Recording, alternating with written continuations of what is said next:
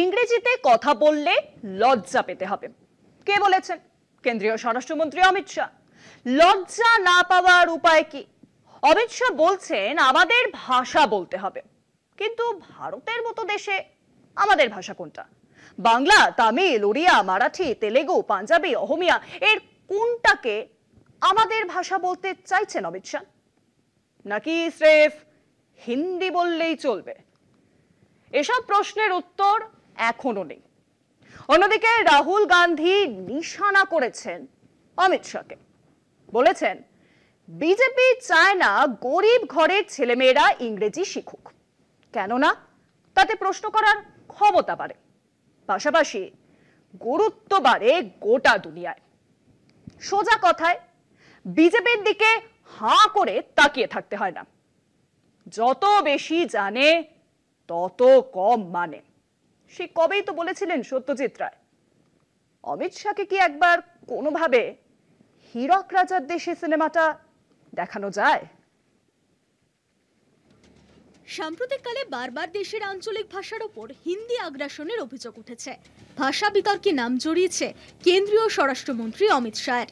সেই অমিত শাহ এবার আঞ্চলিক ভাষার গুরুত্ব বোঝাতে বললেন, যারা ইংরেজি ভাষাতে কথা বলেন তাদের লজ্জিত হতে হবে। ভাষা বিতর্কে পাল্টা অমিতকে এক হাত নিয়েছেন লোকসভার বিরোধী দলনেতা রাহুল গান্ধী। এক্স হ্যান্ডেলে রাহুল লিখেছেন, ভাষা কোনো বাধা নয়, এটি একটি সেতু। বিজেপি আরএসএস চায় না দরিদ্র শিশুরা এটি শিখুক, কারণ এটি প্রশ্ন করার ক্ষমতা বাড়িয়ে দেয়। একই সঙ্গে তার দাবি, প্রতিটি শিশুকে ইংরেজি শেখানো প্রয়োজন। ইংরেজি ভাষা এমন একটি অস্ত্র যা জানলে বিশ্বের দরবারে গুরুত্ব বাড়ে। তার অভিযোগ, বিজেপি চায় না গরিব শিশুরা ইংরেজি শিখে বড় প্রতিষ্ঠানে চাকরি পাক।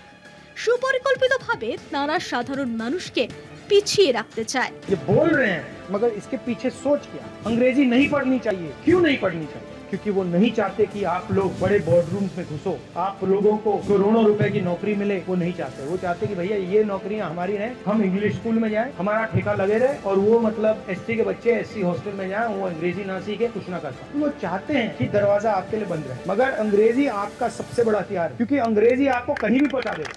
বিজেপি তথা সংঘ পরিবারের এজেন্ডা হিন্দি, হিন্দু, হিন্দুস্তান। সেই লক্ষ্য পূরণে হিন্দি ভাষার জয়গান গাইতে নেমেছে অমিত শাহ। তবে বিরোধী দলনেতা রাহুল গান্ধী অমিত শাহকে ছেড়ে কথা বলেননি।